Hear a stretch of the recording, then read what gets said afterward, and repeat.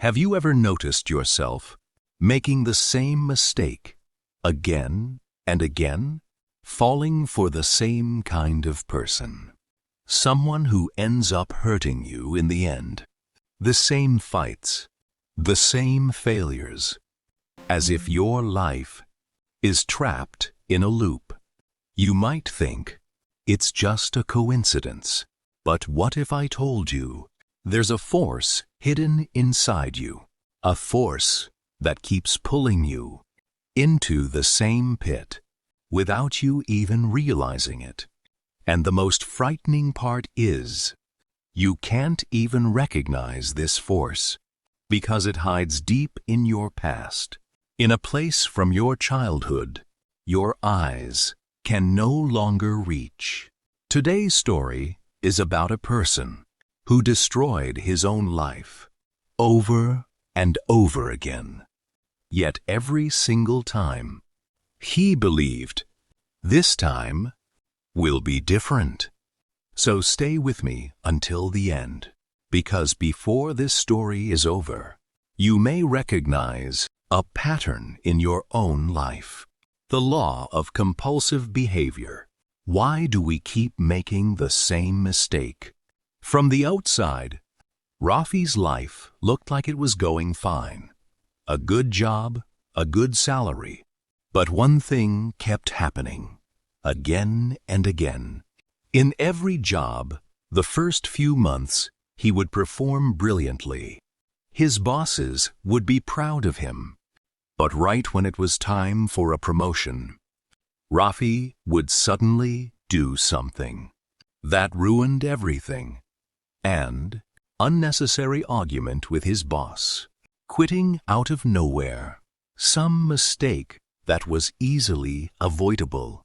3 jobs, the same pattern.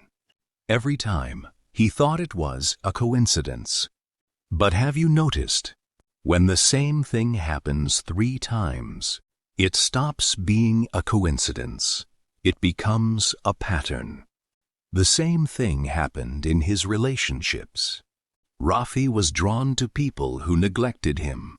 Anyone who offered him love easily simply held no attraction for him at all. But whoever pushed him away, he chased after them. His friends would ask him, "Why do you keep going after this kind of person?" Rafi had no answer. In his book, The Laws of Human Nature, Robert Greene reveals a deep truth. Our childhood experiences, especially our relationship with our parents, carve a pattern deep into our mind, one that goes on controlling our decisions for the rest of our lives. Greene calls this pattern compulsive behavior, an invisible force that keeps dragging us toward the same kind of situations, even when we know they will hurt us. Rafi's father was a man who was never satisfied. The better Rafi did, the more flaws his father found. This experience planted a deep belief in his mind that love means struggle, that love means chasing someone who never gives themselves easily. As an adult, Rafi forgot this belief consciously, but the pattern stayed buried deep in his mind. So, whenever someone loved him easily, his mind told him this was annoying, not love. And whenever someone kept their distance, his mind told him this was real love. This law doesn't just apply to ordinary people like Rafi. It has played out in the lives of some of history's most influential figures too. Industrialist Howard Hughes was one of the wealthiest and most talented men of his time, successful in nearly every field, from aviation to film. But whenever a relationship or a project came close to real intimacy or real commitment, he would pull back and destroy it himself. Historians believe the roots of this went back to his childhood, to an overprotective mother constantly anxious about his health. As an adult, his fear of germs grew to a point that left his final years completely isolated. The pattern of control and insecurity from his childhood went on, driving his decisions even as an adult, even though to the outside world he was one of the most powerful men alive. This is exactly what Robert Greene's words prove. No amount of power, wealth, or intelligence can free us from this invisible pattern until we consciously confront it. Is there a pattern like this in your own life too? Something that keeps ending the same way? Robert Greene warns that until you recognize the root cause of this pattern, it will keep coming back. Only the circumstances change. Only the characters change. But the structure of the story stays the same. The turning point in Rafi's life came at his fourth job, right as promotion time approached. That same old restlessness stirred inside him again, the feeling that something needed to be ruined. But this time, Rafi stopped. He asked himself, where is this feeling coming from? Is this the reality of this moment, or a shadow from the past? That single question stopped him in his tracks. He realized his mind was telling him, success isn't safe. Love isn't safe. Destroy it. So, there's nothing left to fear losing. But that was the thinking of the child Rafi once was, not the Rafi of the present. That day, for the first time, Rafi broke the old pattern. He didn't argue. He didn't quit. Instead, he went to his boss and said, I'm feeling nervous, but I'm ready to take on this responsibility. A small sentence, but it broke the old cycle of his life. A few weeks later, the promotion came, and this time he didn't destroy it himself. Robert Greene says, the first step to freedom from compulsive behavior is recognizing it. Notice which kinds of people or which kinds of situations keep returning to your life. The second step is pausing for a moment before reacting, asking yourself, is this decision coming from the present or from an old wound in the past? This awareness will slowly pull you out of the cycle you may have been stuck in for years. The third step is building a new story.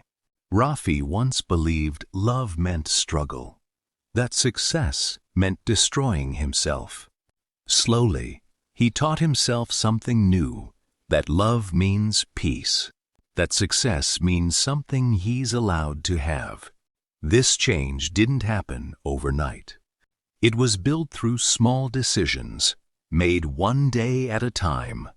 Now look at your own life. Which pattern keeps coming back? Do you know where it began? Maybe now is the time to face that invisible force that has been holding the steering wheel of your life all along.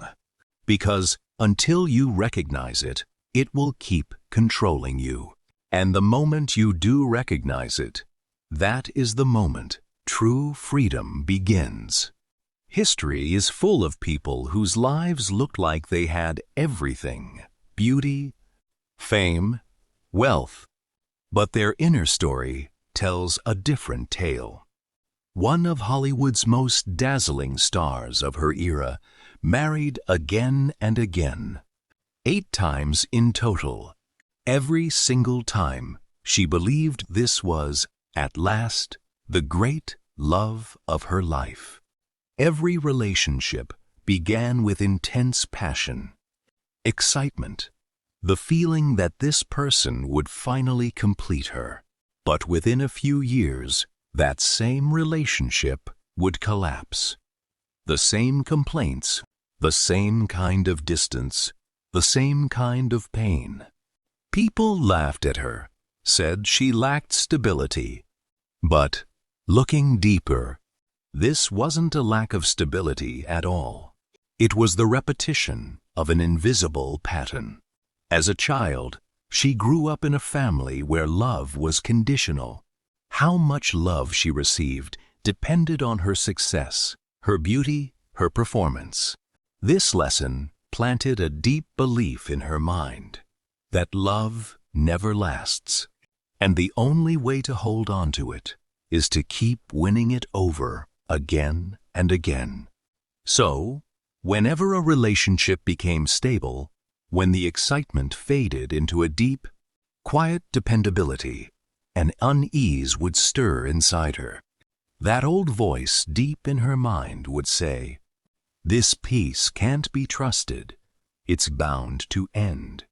And to escape that unease, she would, unknowingly, do something that broke the relationship apart. Falling for someone new, an intense fight over something small, or pulling away herself. After every breakup, she'd think, "I chose the wrong person this time. I'll find the right one next time." But the problem was never the person. The problem was the old story, buried inside her, the one that kept pulling her back to the same place over and over. Late in her life, after decades of experience, she said in an interview that in every marriage, she had married the same man, only the name was different. This single realization took her decades to reach. This is exactly what Robert Greene says in his book. As long as we never confront our own pattern, the outcome stays the same, no matter how much the circumstances change. New people, new cities, new jobs, but the structure of the story stays the same. Because the pattern isn't out there. It's inside. This story raises a question. If you look back at your last 3 relationships, your last 3 jobs, or your last 3 big decisions, do you notice any similarities? Maybe different people, different circumstances, but the same kind of beginning, the same kind of conflict, the same kind of ending. Robert Greene says, these similarities are actually the most important information you have, because they reveal exactly where the problem is hiding. Awareness doesn't change everything overnight, but one thing does change. Every time that old urge rises again, a moment opens up where you can pause. And within that single moment lies the real power to break the old cycle. Because you can't change the past, but the story the past convinced you to believe. Changing that story is entirely in your hands.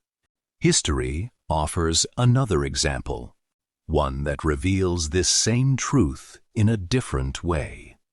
The French Emperor Napoleon Bonaparte, a man at the very peak of power, who redrew the map of Europe, was an entirely different man in his private life.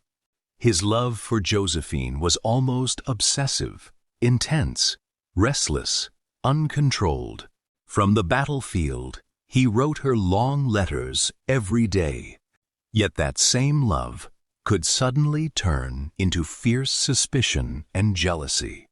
Historians have observed that the same intense hunger for power and control that made Napoleon unstoppable on the battlefield also made him restless and insecure in his personal relationships.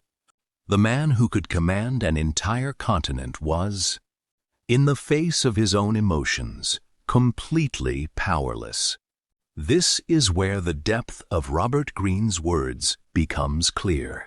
No matter how much power or control someone holds in the outside world, the childhood pattern buried inside keeps operating by its own rules. Napoleon's childhood held the emptiness of losing his father and the harsh, conditional love of his mother. That same longing to fill that emptiness may well have driven him toward victory on the battlefield, and that very same longing made him obsessive in his personal relationships. These two stories, an actress and an emperor, come from completely different worlds, completely different eras. But the truth underneath is the same. Power, fame, beauty, none of it frees us from that invisible pattern formed in childhood.